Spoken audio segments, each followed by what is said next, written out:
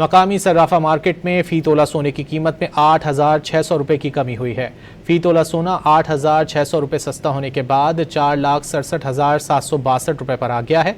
10 ग्राम सोने की कीमत 7,373 रुपये की कमी से 4,01,030 रुपये हो गई।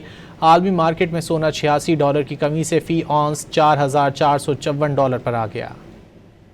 मकामी सर्राफा मार्केट में फ़ी तोला सोने की कीमत में 8,600 रुपये की कमी हुई है।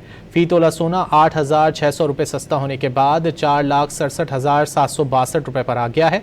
10 ग्राम सोने की कीमत 7,373 रुपये की कमी से 4,01,030 रुपये हो गई।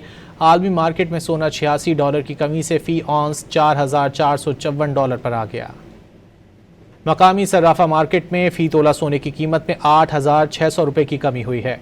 फ़ी तोला सोना 8,600 रुपये सस्ता होने के बाद 4,67,762 रुपये पर आ गया है। 10 ग्राम सोने की कीमत 7,373 रुपये की कमी से 4,01,030 रुपये हो गई। आलमी मार्केट में सोना $86 की कमी से फ़ी औंस $4,454 पर आ गया।